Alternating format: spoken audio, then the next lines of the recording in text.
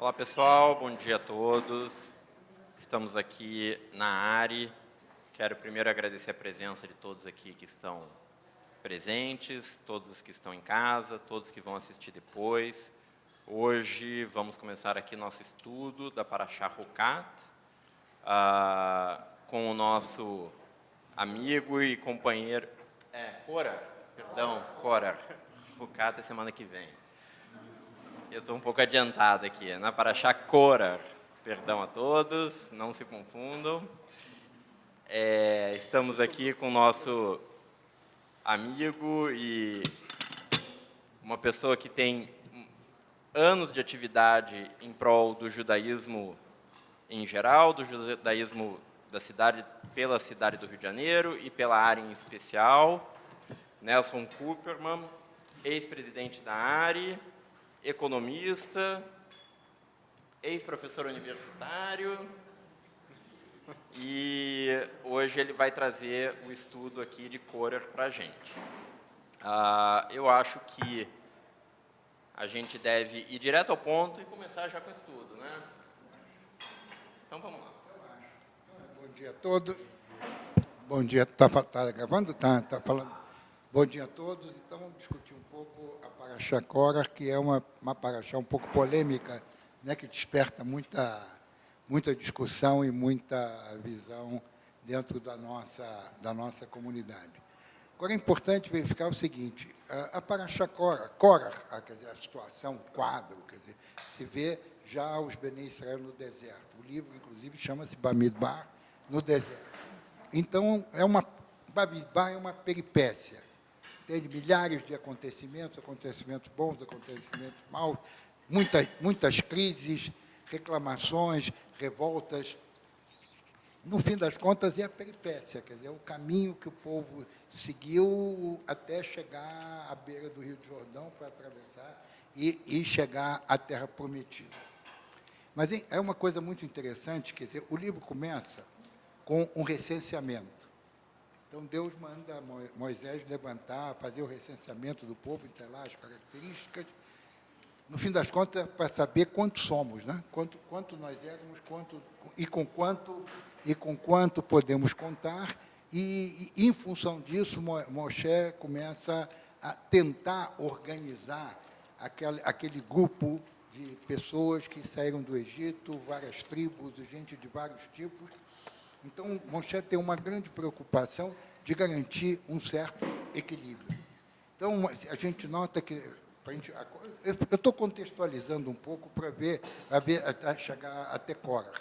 Então, a primeira preocupação de Moisés, ele coloca o Mishkan e divide as tribos, a localização das tribos, numa posição igual, para que não haja diferença nenhuma entre uma tribo e outra. Isso começa nas duas primeiras parashot. Depois nós chegamos na Parashá Nassó, que começa exatamente com uma primeira preocupação de Moisés, porque, no fim das contas, nós temos as 12 tribos e tinha o grupo, os Bnei Levi. Então, a grande preocupação de Moshe era arrumar a situação dos Bnei Levi, porque eram várias linhagens, várias famílias, né? Várias famílias, e então Moshe teve que dividir as atribuições dos Levi, quer dizer, de acordo, no sentido de tentar manter um equilíbrio social, um equilíbrio político, de modo a satisfazer todo mundo. Nessa mesma Parashá, além das coisas que se coloca, o problema da mulher adulta, da indenização quer dizer, ele começa a organizar o povo, a indenização por algum dano causado, a bênção dos Kohanim, a história do Nazir. Mas aí então chega o momento das oferendas do templo. Então, essa Parashá é muito grande porque o que foi oferecido, o que foi estabelecido para cada tribo oferecer ao Mishkan, era a mesma coisa, e você repete aquilo 12 vezes. E cada tribo vinha num dia, no sentido de manter um certo equilíbrio social, uma certa igualdade. Ninguém é melhor do que o outro. Então, Mas tinha uma tensão, você tinha uma tensão o tempo todo. E logo em seguida acontece a paraxá que o pessoal começa a reclamar do Egito, que não tem comida, que não sei mais o quê. E aí Moisés, ele se quebra psicologicamente. Está entendendo? Porque ele estava acostumado, quando a gente pega no livro anterior, ele estava acostumado em Shemot, ele estava acostumado a qualquer problema chamar Deus. Deus, me ajuda aí, Deus resolvia o problema. E nessa questão, nesse momento, quer dizer, já no deserto, no sentido de organizar o povo, transformar aquela turba de escravos, digamos assim, numa coletividade, ou numa nação, ou num povo, enfim, Moisés, ele não está preparado para isso, ele não está preparado para isso, é uma questão que a gente vê nos tipos de liderança que a gente vê. Tem um líder que ele tem um problema, ele resolve ali, bota aquilo, aqui. De outro lado, nós temos o líder, que ele tem que ter uma capacidade de transformação, ser um agente de transformação. Aí, pode? Na paraxá passada, o povo foi quase morreu todo mundo. Morreu Na paraxá todo mundo. passada foi o pior que Deus estava dizendo. Acabar com todo mundo. Ele pediu, salvou a pele de todo mundo, passou um minuto, quer dizer, no paraxá seguinte, as mesmas reclamações. Então, quando você fala assim, Moisés não está mais pedindo para Deus, eu até entendo, porque... Não, porque Deus disse para ele, agora te vira, nego. Agora te vira. Você é líder, você tem que lidar. Eu posso te ajudar em alguma coisa, você tem que lidar. Você agora passa a ser um agente de transformação. Quer dizer, o líder, que ele tem que mudar o estilo de vida, ele tem que incutir novos valores e criar uma coesão social. Isso existe nas instituições, nas empresas. Quer dizer, então, quando a gente vê uma empresa até em crise, às vezes é por uma falta de liderança. Um time de futebol. Exato, um time de futebol. Quer dizer, então, essa qualidade que Moisés, todo mundo imagina que Moisés, depois de enfrentar tanto, ele poderia ter essa capacidade. Quer dizer, na medida que você enfrenta a crise, você aumenta a tua resiliência, você pega métodos, você encontra caminhos. Mas, nesse ponto, então, a gente vê essa primeira transformação. Moshe supera, depois entra a questão dos meraglim, quer dizer, dos espiões, do pessoal que vai à terra para ver como é, e todo aquele problema, o pessoal fica com medo, e Deus se revolta, isso o Vitor colocou aqui, quer dizer, é mais uma tensão, e logo em seguida vem Cora. Cora era descendente de uma linhagem de Levi, né, de Levi, primo de Moisés, primo irmão de Moisés. Então, ele chega para Moisés e diz assim, olha, vem cá, porque nós somos todos, aquela história, nós somos todos santos, nós Leviim, somos o povo igual, eu também quero uma posição, E ele vem num sentido que ele junta com ele, para ele não vir sozinho, ele junta com ele outros descontentes. Ele pega o Amitam e o Avraham, que são da tribo de Reuben. Reuben era o primeiro filho, o primogênito de Jacó. Então, ele falou, eles também têm direito, ele é o primogênito de Jacó. Por que você escolheu o seu ramo? Moisés escolheu ele, quer dizer, ele já estava escolhido por Deus, mas ele escolheu o irmão dele, Arão, para ser, digamos assim, o sumo sacerdote. Então, você já distinguia dentro da tribo de Levi aqueles que seriam os sacerdotes, os coanim e os outros. E os outros Levi, Cora, não se, digamos assim, não estava contente com isso. Então, ele levanta, vem com os dois, Aviam e Dotan, e vem também 250 descontentes. Então, ele chega para Moisés, e Moisés está ali perplexo. O que é que eu vou fazer, não sei o quê. Então, ele propõe, então, vamos deixar que Deus escolha, né? Então, vamos ali acender o incenso, lá no Mishkan, e ver no dia seguinte o que é que acontece. Aí o Cora disse, isso aqui não me satisfaz. Aí então vem a história que a terra se abre, Cora, com todos os 250, seus filhos são engolidos, mas isso não resolve a questão, que o povo continua descontente. Moisés não está conseguindo lidar com essa situação. Mas nesse momento, é a forma de você resolver a crise. Quer dizer, você, quando lida com uma crise, né, existe toda uma escola de resolução de crises. E em Harvard tem um grande professor judeu, que é especialista, esqueço o nome dele agora, que é o especialista em resolução de... crisis management. Então Moisés não estava com situação. Até que o povo continua reclamando, até que, finalmente, ele entende que não adianta resolver com força, não adianta resolver com... Tem que resolver, digamos assim, buscar, digamos assim, um entendimento e ver o que está acontecendo. Aí ele também se ilumina no sentido que a crise, quer dizer, a reclamação não é contra ele, a reclamação é contra Arão. É contra Arão. Aí ele cai numa real. Então ele propõe o seguinte: olha, vamos aí, cada um pega uma vara, vamos enfiar essa vara na terra e ver o que acontece, se isso vai florescer. A vara que florescer, então nós temos a solução da questão. E no dia seguinte o que floresce é a vara de Arão. Uma árvore com folhas, flores e frutos. E os frutos são amêndoa. Então, isso daqui também é um recado para o líder, que quando você tem uma crise, você não leva isso numa situação pessoal. Inicialmente, Moisés, quando Cora enfrenta ele, Moisés ele acha que é contra ele. Então, ele tenta resolver a situação, não. Ele está me atacando. Mas o fato é que Cora não estava atacando Moisés, estava atacando uma situação.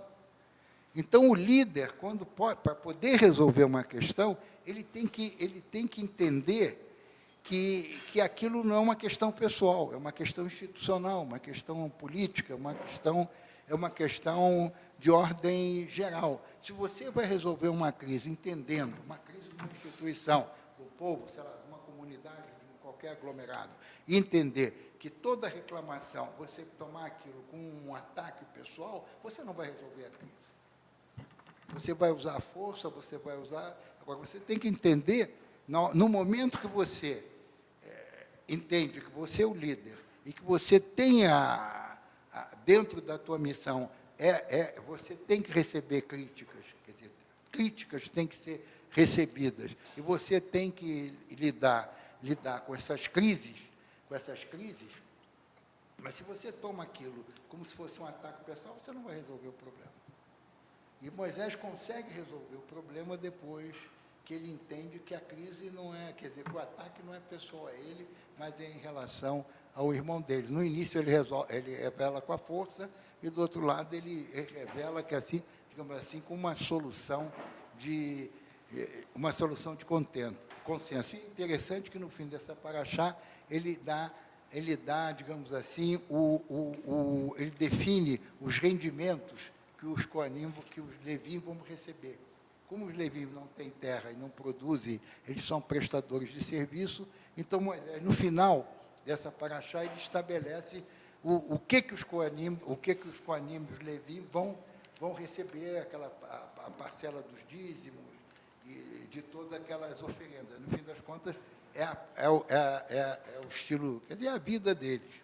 Agora, todo mundo acha que Cora, no fim das contas, foi um populista, porque ele consegue capitalizar, não só, ele pega, digamos assim, a reclamação dele, quer dizer, o que ele acha que ele estava, digamos assim, não aquinhoado, ele tem, digamos assim, ele acha que ele tem que ter uma posição melhor dentro da comunidade, dentro do povo, mas, ao mesmo tempo, para ele conseguir, ele consegue capitalizar, digamos assim, a insatisfação da tribo de Reuven de 250 outras pessoas. No fim das contas, é o populismo, quer dizer, o populismo político, o populista, ele tem a capacidade de entender as demandas do povo, as reclamações do povo, tá certo? E com isso ele se coloca à frente e assume uma posição de liderança. A gente vê isso no momento atual, nós estamos aí com crises políticas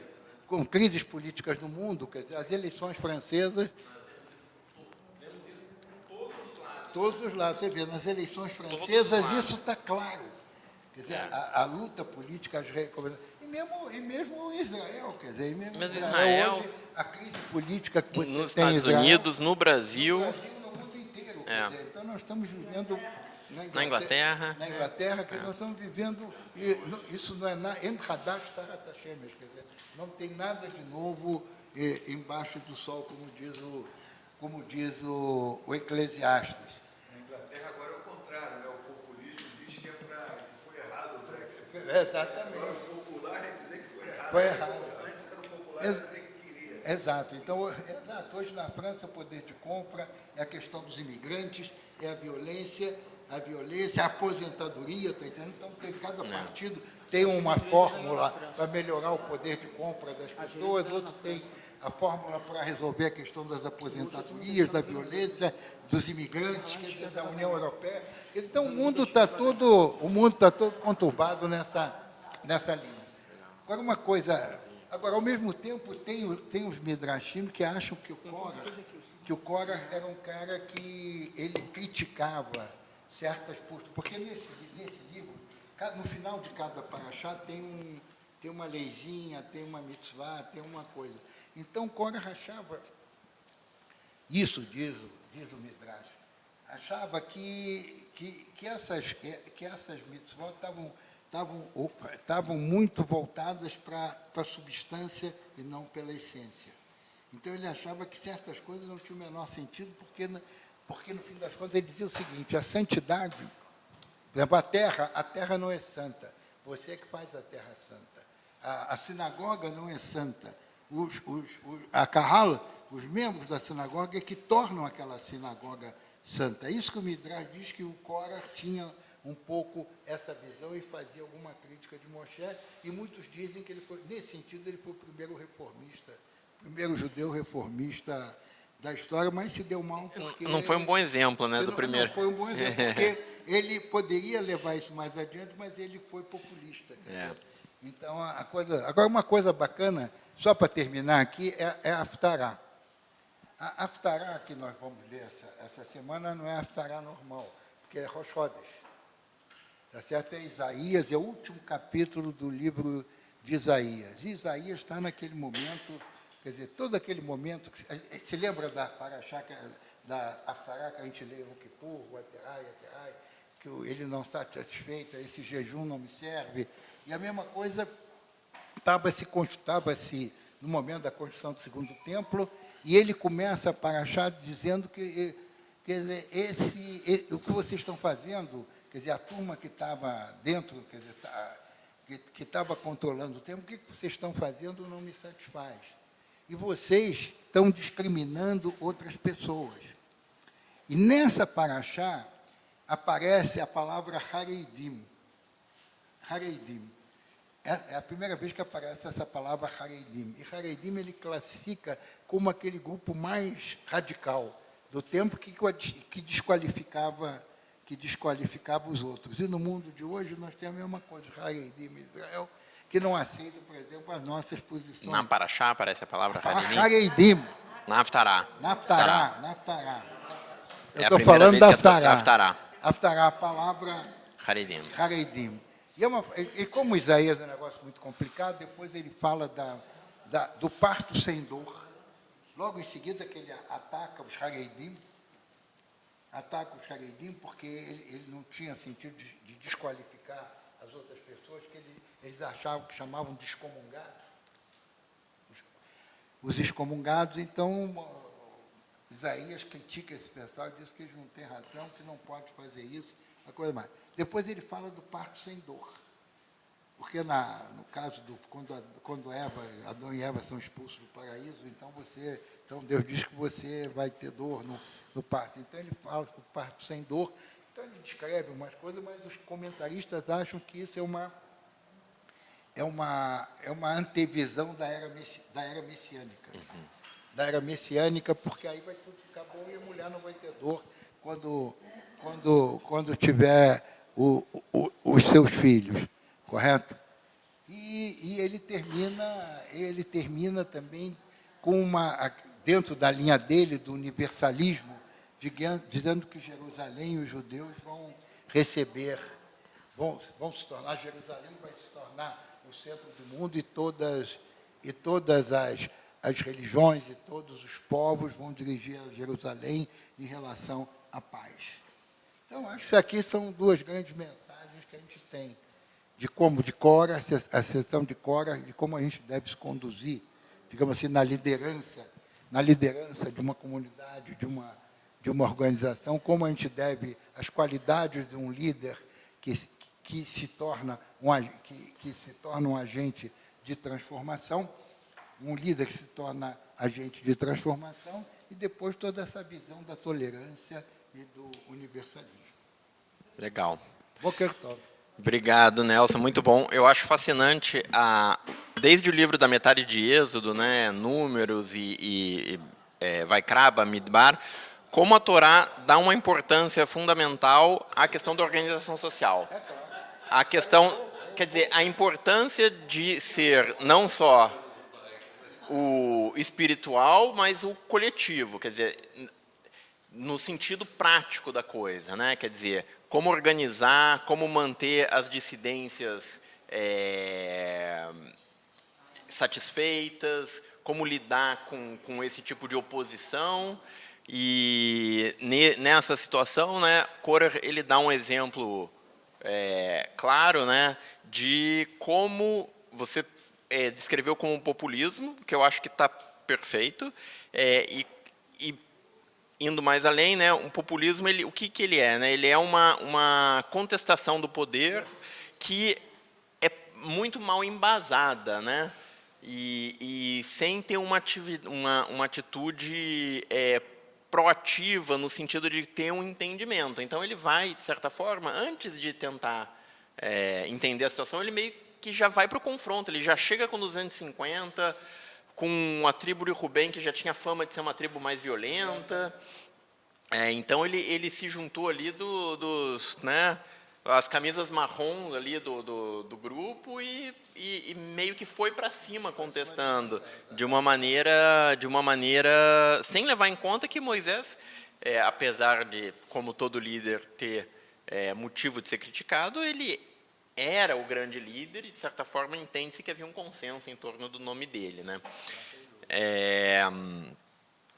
E também, a Torá, sendo a Torá, ela vai colocar certas ações, né, diretamente na mão de Deus, e Deus, né, vem a destruir esses contestadores, digamos assim, e é assim que a Torá funciona, né? Quer dizer, a gente não pode esperar da Torá um desfecho. É uma alegoria, né? Exatamente. Então, não vai ter o STF, não vai entrar no meio da Torá, né? Deus vai atuar, mas sempre vai deixar margem para. A gente sempre tem que lembrar, né? Quem é menos familiarizado com a Torá, que Deus age, mas ele deixa muita margem para a ação humana. Então, Moisés sempre vai ter oportunidade de agir, de aprender, de ser criticado enquanto liderança e de agir e passar isso com erros e acertos para a comunidade como um todo que está aprendendo a ser um povo, né? Que a grande trajetória desse final da Torá antes de Devarim, que é a formação da sociedade, né? Que vem desde a saída do Egito e a sociedade vai se construindo e vai aprendendo a ser uma sociedade. O Devarim é um contrato, quer dizer, o Devarim é quase que uma constituição. O Devarim é quase uma constituição. Se você estuda o Devarim, ele tem todo o formato de um contrato. Mas fica para as próximas parashiot. Mas, ao mesmo tempo, Moshe faz besteira. Moshe e Arão fazem besteiras, e pelas besteiras que eles fazem, eles não vão entrar na terra prometida. Quer dizer, realmente é É uma peripécia. É. Uma peripécia. É uma epopeia, né? Eles fazem besteira porque eles são humanos e não estão acima nem próximo, assim, estão próximos, mas não estão acima de Deus. Então eles vão cometer seus erros e Deus vai deixar isso bem claro, né? Eu queria só te agradecer em algumas coisas que você me fez pensar que realmente, quer dizer, nessa paraxá, o que você acabou de falar, Pinha, Deus falou mais com Moisés, agora está contigo. Né? Até porque, eu me lembro muito bem, a gente falou várias vezes, foi a pior, digamos assim, reação de Deus a todas as burradas que o povo fez, foi na semana passada. Estava já definido, ia matar todo mundo, porque, né? Ia matar todo mundo, e Moisés foi lá pela... Intercedeu, né? Intercedeu pela enésima vez e deu perdão, e agora virou a esquina já de novo. Então ele falou assim, agora é contigo, Deus até falou, né? Mas gostei também que, como irritar os Haridim, eu só falar de Isaías, então, é isso? É isso? Legal, bom saber. Vou guardar no bolso isso. Logo depois te mostro. Então vou falar de Isaías, Isaías. sempre tiver um Capítulo Haridim. 60. É o último capítulo de Isaías. É logo na primeira parte. Agora, uma coisa que eu anotei aqui em algum ano, 2022, né, que nessa revolução, nessa revolta, né, tem Corá contra os levis, mas tinha a revolta civil, estava contra Moisés, era Datam e Aviram. E esse Datam e Aviram, quer dizer, ele era tão rebelde quanto, tão, digamos assim, enfim, contestador quanto, e ele conseguiu passar batido. Corá que levou a pesca, né? Ele não aparece aqui, poucos lembram de Datam e Aviram. Você lembrou, mas poucos lembram. É o cara que o Corá pegou para ajudar ele. E aqui outra coisa interessante, que essas 250 pessoas, a Torá fala com boas reputações, ou seja, não eram manés, nem gente ruim, não, eram pessoas bem intencionadas. Diz que eram de todas as tribos. Quer dizer, o pessoal fala que eram 253. 250 de cada tribo, quer dizer, 10 de cada tribo, 20 de cada tribo. Então eram representantes das tribos e mais os três. Quer dizer, os três da Aviram e Corá. Né, então, quer dizer, e essa coisa também que me faz pensar o populismo, o populista... Oi, entrou alguém. Vai ter que fechar o... minha mãe. É só fechar. Mamãe, fecha, mãe. Não, mas eu estava falando sobre o populismo, né? Quer dizer, fica tão claro aqui, né, que o populismo por si só é só, digamos assim, é uma ferramenta que não pondera muito, é só uma maneira da pessoa chegar no poder, quer dizer, ele não pondera se aquilo é bom ou o que é ruim, ele só enxerga, é dessa maneira que eu vou chegar no poder, é isso que o povo quer, seja uma coisa boa, uma coisa ruim, é isso que eu vou embandeirar. E se lá, quando eu chegar lá, para me manter lá, eu tiver que mudar para o oposto, muda. Ou seja, é muito ruim. Que mais? Olha aí.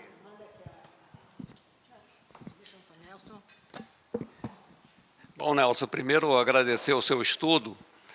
O Nelson foi presidente da área e quando era vice-presidente, sempre essa visão política dele eu já conheço há muito tempo. Essa leitura que a gente pode fazer da Torá, buscando o lado político do que está acontecendo, o Nelson sempre explorou bem esse assunto. Mas eu queria dizer que, primeiro, a história de Corá sucede no momento em que a presença divina realmente funciona. Na Paraxá, quer dizer, a Paraxá que a Haftará que eu fui ler, de Corá, é o seguinte: Samuel entrou ao serviço do sacerdote Eli, que oficiava em Shiló, o mais proeminente dos santuários de Israel. Depois de Shiló, foi destruída pelos filisteus, as tribos ficaram novamente sem líder, e foi então que Samuel assumiu o papel que ocuparia por muitos anos. Era juiz, era líder, militar e profeta. As pressões aumentaram entre o povo para a nomeação de um rei, que transformaria a confederação tribal em uma nação. Samuel cedeu com muita relutância e, com orientação divina, urgiu Saul, filho de Quis, um benjaminita, como rei. Bom, agora já estamos numa outra posição política em que é necessário determinar um rei. A pergunta que eu me faço sempre, hoje, em Israel, qual é a posição política ideal? Você falou, você tinha dito há pouco que nós já temos uma Constituição em Devarim. Essa Constituição, ela, para reger hoje, laicamente, um Estado, não é tão simples. Até agora estamos discutindo essa questão, como que isso pode se acomodar. Não, o caso de Israel... Está ligado, está ligado. Não, o caso de Israel não tem dúvida. Um dos problemas, quer dizer, uma das causas do problema que chegamos até hoje em Israel é exatamente a falta de uma Constituição. Você vê o seguinte, se a gente for pegar... Mas você disse que nós já recebemos a Constituição? Está no Devarim. Devarim não é bem uma Constituição, é um contrato. Vamos dizer, e a Constituição é uma forma de contrato. É o seguinte, se você vê, por exemplo, Ben-Gurion, Casa de Moisés, com o povo Ben-Gurion, em 1946, 47, antes da Constituição, da Declaração de Independência e da Constituição do Estado de Israel. Então, havia uma grande discussão dentro do povo judeu, inclusive os americanos não queriam. Os americanos, os ingleses, eles tiveram a mesma reação, quer dizer, dos mais ricos, quando Theodor Herzl lançou o movimento sionista. Então, muita parte da comunidade judaica americana não queria, porque eles seriam acusados de dupla lealdade. Se tivesse um Estado dos judeus, então, cara, isso vai nos afetar brutalmente. Então, Ben-Gurion, e ao mesmo tempo que se discutia essa situação, vinha a comissão da ONU, Ben-Gurion precisava de apoio da comunidade judaica americana, e então havia uma grande preocupação, seguinte, qual vai ser a natureza do Estado de Israel? Que não sabia ainda, do Estado dos judeus. Qual será a natureza do Estado judeu? Então, mas se são de esquerda, vai ser um Estado comunista, vai ser um Estado laico, quer dizer, o que isso vai significar para o povo judeu? E, em junho de 1947, antes daquela comissão da ONU vir examinar e recomendar a partilha da Palestina britânica, do mandato britânico, Ben-Gurion escreveu uma carta para o presidente do Agudat Israel, que era o partido ortodoxo, religioso ortodoxo mais importante. Essa carta ficou conhecida como a Carta do Status Quo. Então, nessa carta, Ben-Gurion garante o seguinte, na Constituição do Estado judeu, o nosso dia de descanso será o Shabat. Nas instituições governamentais, escolas, quer dizer, vai da escola até a cadeia, a prisão, nós observaremos as leis observaremos a lei das kashrut. O Estado, o futuro Estado dos judeus, ele vai garantir o financiamento das redes educacionais, porque você tinha duas redes educacionais, uma rede educacional laica, Hiloni, e uma rede educacional, quer dizer, controlada pelos rabinos, pelo pessoal, não digo Haredi, mas pelos ortodoxos. Então, nós garantiremos isso. E, em último lugar, onde veio o maior dos problemas, é que toda a legislação, todas as questões de status pessoal serão resolvidos pelos rabinos, pela Rabanut.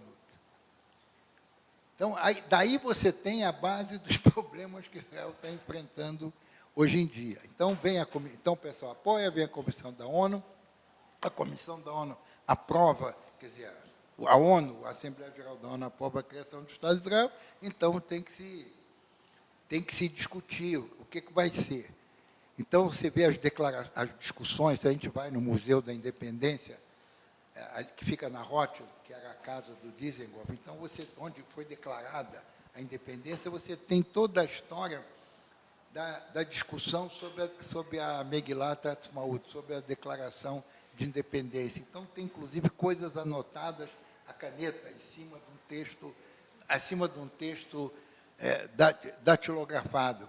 Então, as discussões começam, digamos assim, vamos colocar Deus ou não vamos colocar Deus na declaração de independência? Aí foi uma discussão louca, não sei o quê, não sei o quê.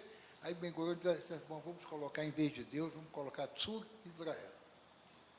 Tzur Israel, então, cada um vai entender aquilo como quiser. Então, foi a situação que era a situação do momento. Ao mesmo tempo, a questão da isenção dos estudantes de yeshivá do serviço militar, o problema é que, naquela época, tinha 400 ou 500 estudantes. Não era isso, não tinha 400 ou 500 estudantes, porque a maioria tinha sido dizimada. Todo o judaísmo europeu, de onde vem toda essa bagagem de estudo, foi destruído e dizimado pelos nazistas. Então, o cara dizia, vem cá, nós vamos ser o Estado judeu, então deixa esses caras estudarem para poder garantir essa noção. Ben-Gurion falou, só 500, tem problema. Exato. Hoje nós temos assim, milhares, né? 60 mil. Que o Estado tem que manter, está entendendo? Então, hoje, e ao mesmo tempo, quando o Knesset foi criado, a primeira Knesset foi criada, que foi inaugurada em Tu B'Shvat, no ano foi em janeiro de 1949, quer dizer, depois da guerra. Então, a atribuição da Knesset era uma Assembleia Constituinte, mas não se conseguiu fazer uma Constituição. Então, o negócio, Israel funciona, então vamos fazer o seguinte, então vamos criar leis básicas, Israel tem 13 leis básicas que funcionam como Constituição. E agora, nesses últimos anos, quando esse novo governo assumiu, você viu todo um ataque a esse sistema e ao judiciário, está entendendo? Ao judiciário, para dar posição, para dar força à maioria, porque, no fundo, Israel o poder legislativo e o executivo se misturam. Né? Porque é um sistema parlamentarista, o presidente é uma figura simbólica, e o parlamento e o governo sai do parlamento. Então, o parlamento e o governo, você tendo maioria, você manobra aquele parlamento como você quiser. Agora, a única forma, quer dizer, o único controle é a Suprema Corte. Aí foi toda aquela crise atacando a Suprema Corte, porque a Suprema Corte estava se metendo demais, então criar leis para derrubar. Então, todo aquele movimento que houve em Israel antes da guerra era uma coisa louca. Nós estávamos em Israel todo dia, todo Motzei Shabbat, era aquele movimento, aquela gritaria, entende? A gente diz assim, bom, mas também esse pessoal devia ter ido votar, né? Só 60% da população foi votar nas últimas eleições, quer dizer, então, mas enfim. Então foi a crise que depois veio a guerra. Então hoje hoje em Israel nós estamos em crise. Uma crise, o povo não vê uma perspectiva para final, quer dizer, tem os reféns, tem os jovens que estão morrendo, cada dia agora está morrendo 2 soldados, isso é uma coisa, tudo gente de 20, 21, 25 anos, deixando jovens viúvas com crianças, quer dizer, é um negócio, e fora os feridos que não se fala, ferido mesmo, quer dizer, ferido que levou bala, que está no hospital. Não, e depois a parte psicológica, está entendendo? Então, a sociedade está muito pressionada e não vê uma saída.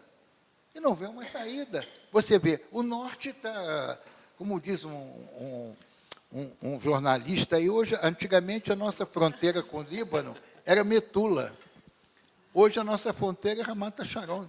Quer dizer, entende? Quer dizer, é um negócio bravo. Mas, Nelson, é interessante que a gente estava falando sobre a Paraxá, a Haftará, e continuamos com os mesmos problemas. Meus problemas, quer dizer, isso que... E eu fico me perguntando o que a gente pode aprender com esse passado. Eu acho que invocar a figura divina hoje, eu diria que não é o caso. O fato de criar um rei, porque Deus consentiu isso, quer dizer, não foi porque na cabeça de alguém, não, então vamos botar o rei.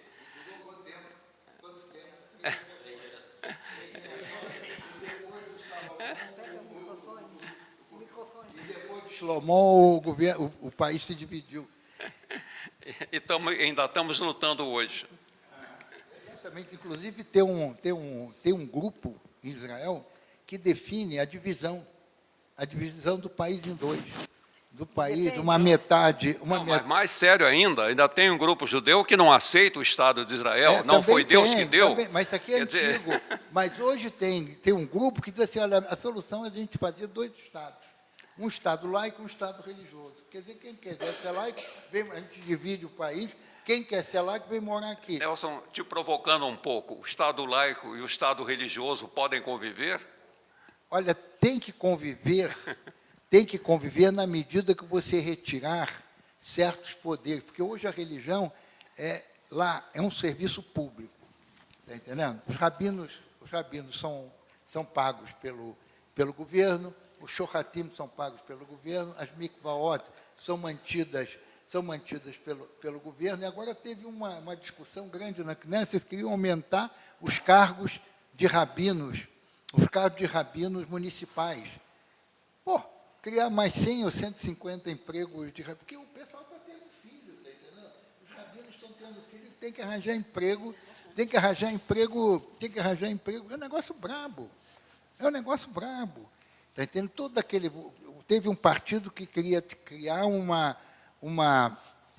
grupo, quer dizer, uma organização para definir kashrut, para fazer as garrafas, e foi uma guerra danada. Vocês vão concorrer com a gente, não sei o quê. A gente não reconhece essa kashrut. Teve o casamento civil. O primeiro passo que Israel tem que dar é o casamento civil. O casamento civil e o divórcio civil. Isso se você conseguir fazer isso, você vai tirar muita parte do poder, deixa eles legislarem pelos que eles quiserem. Mas não tem jeito. Quer dizer, temos que chegar a uma solução em que a sociedade civil tem que ser respeitada, é acabar com a ditadura. Mas a grande dúvida, Nelson, que fica, nós estamos falando de um Estado judeu. Se você fala que é um Estado judeu, vamos começar a definir o que é judaísmo. Exato. E quem é que está inserido nesse contexto. Exatamente. Se eu entender que o judaísmo pode ser esse meu judaísmo laico, eu consigo entender. Mas se eu sair dessa área, fica muito difícil. Exatamente, a gente tem que entender nessa linha. Quer dizer, é nessa linha que nós temos que entender. É como o Isaías diz, tem que acabar com os haredim. Vocês têm que respeitar os outros e têm que respeitar a modernidade e o país. Quer dizer, então, hoje você pega a questão das conversões, quer dizer, temos 1 milhão de russos que chegaram dentro da lei do retorno. Fecharam os olhos a muita coisa. Muita coisa. Estou falando muito, mas naquela hora fecharam os olhos. Claro, mas precisava. Eu estou sabendo. Isso precisava, e não tem dúvida que isso aqui deu uma dinamizada no país, como hoje todo mundo espera. Se você colocar os jovens Haredim no mercado de trabalho, a economia de Israel vai crescer.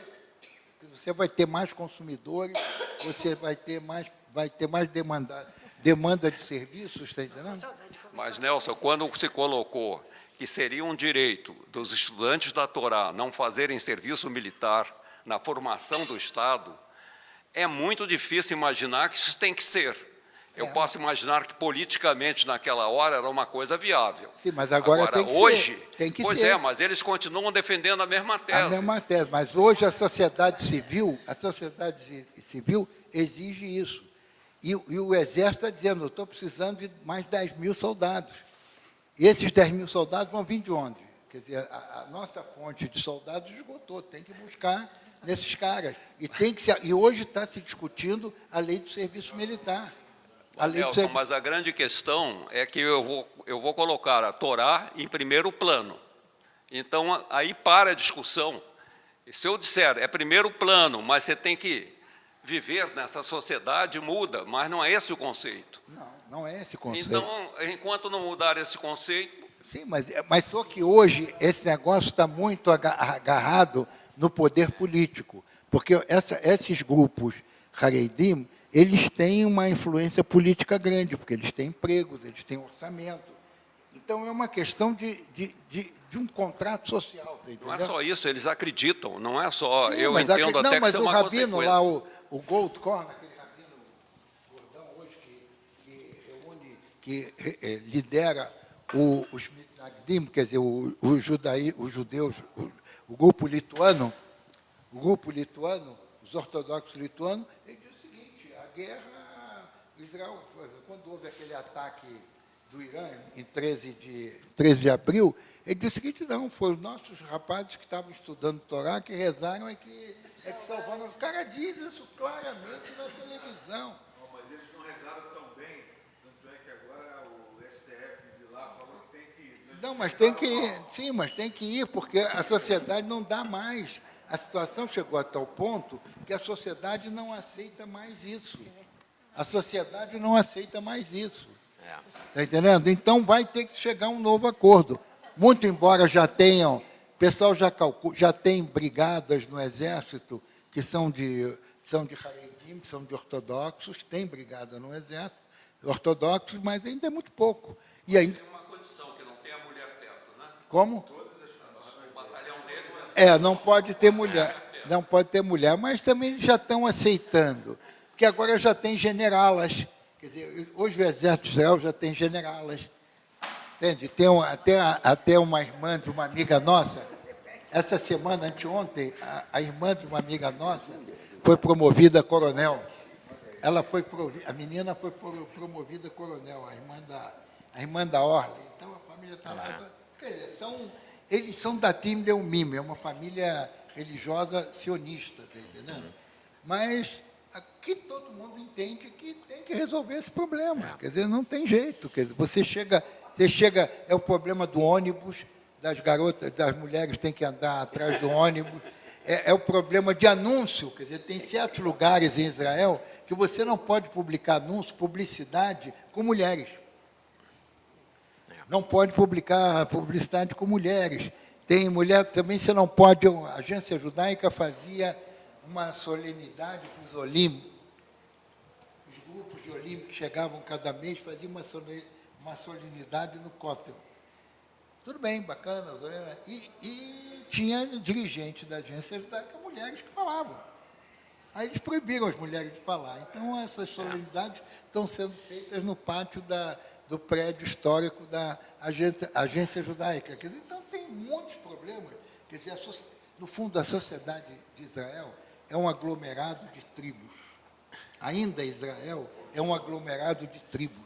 Exatamente como nós estamos vivendo hoje. Então, você tem muitos Korah e você tem muitos Moisés que estão querendo... Você vê, equilibrar isso. Se você vê, há 50 anos atrás, o Partido Trabalhista tinha 60, quer dizer, o Avodá mais o Meretz tinham 60%, 70% do parlamento. Hoje eles têm 4 deputados. O Meretz não conseguiu passar na última eleição. Quer dizer, Israel mudou. Mas Não, mas você tem forças. Mas o pessoal precisa ir votar, não adianta ir para a rua. Tem que votar. Os outros vão votar. Mas- Por que mas- as pessoas não vão votar? Porque é a mesma coisa, porque como na França não divididos, votaram, está entendendo? Agora, te garanto que quando tiver essa próxima eleição, o índice de comparecimento vai ser extremamente alto. Como hoje na França, essa eleição que está tendo, 65% de presença, é uma coisa fantástica. Está entendendo? Então, vamos ver o que, que vai acontecer nesse segundo turno. Pessoal, eu acho que a gente está chegando aqui no nosso limite do horário. Eu acho que a discussão foi muito boa. Isso é Torá, né? Quer dizer, a gente traz o ensinamento da Torá para a nossa situação contemporânea. Isso se reflete muito na política, porque a Torá também aborda a política e a organização social, né? Foi isso que a gente viu hoje. Então, quero agradecer aqui ao Nelson e a todos aqui que participaram dessa rica discussão e dessa rica explicação da Parashá Korah e de todos os conceitos e o contexto por trás dela, né? Que isso é sempre muito importante, a gente entender a parte e o todo, né? A Torá é isso, a gente tem que ter uma visão geral e tem que olhar os detalhes. Nelson, você quer dar alguma palavra aqui para encerrar? Bom dia. Só dizer bom dia e foi um prazer. Obrigado, pessoal. Estamos... Os nossos amigos aí no Minyan da manhã. Obrigado a todos, pessoal. Um abraço.